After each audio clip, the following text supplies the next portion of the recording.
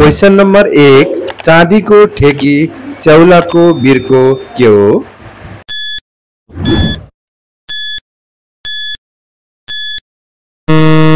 साथीहरु यसको सही उत्तर हो मोला।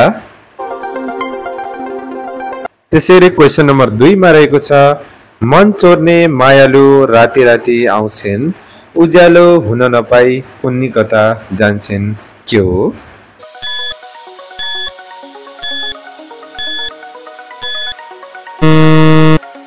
साथीहरु यसको सही उत्तर हो निन्द्रा। त्यसैगरी क्वेशन नंबर 3 मा रहेको छ लामो लामो लहरमा फल्ने मिठो फल मुखभित्र हाल्दा हुन्छ जल नै जल के हो?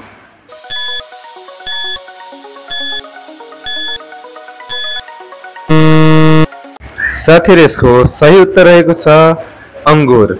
लामो लामो लहरमा फल्ने मिठो फल मुखभित्र हाल्दा हुन्छ जल नै जल अंगुर रहेको छ। त्यसैगरी क्वेशन नंबर 4 मा रहेको छ आउँछ जान्छ फर्किदैन कसैलाई पर्खिदैन के हो?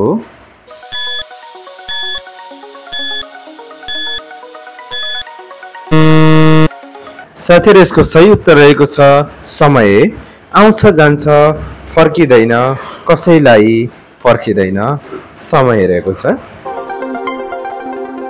त्यसैगरी क्वेशन नंबर 5 मा रहेको छ चाँदी को ठेकी सुन को खोल के हो?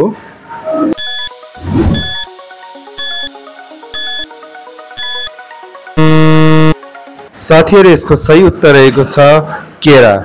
चाँदी को ठेकी सुन को खोल केरा रहेको छ।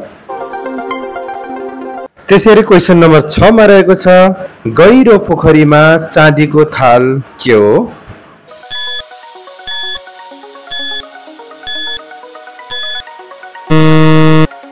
यसको सही उत्तर रहेको छ चन्द्रमा। गहिरो पोखरीमा चाँदीको थाल भनेको चन्द्रमालाई बुझिन्छ गाउँ खाने कथामा। त्यसैगरी क्वेशन नंबर 7 मा रहेको छ एकजना मान्छेको जिउभरि पुवाल के हो?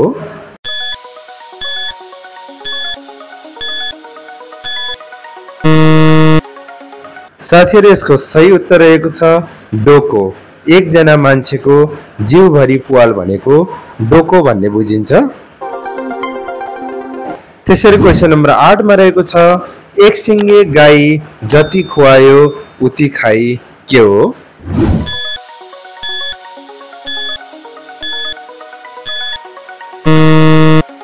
साथीहरु यसको सही उत्तर रहेको छ जाँतो।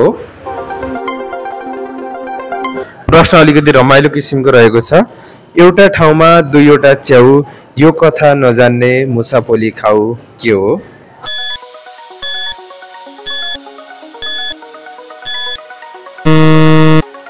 साथीहरु यसको सही उत्तर रहेको छ कान। प्रश्न नंबर 10 मा रहेको छ खाँदाखेरि उठ्छ भोग लागे सुत्छ के हो?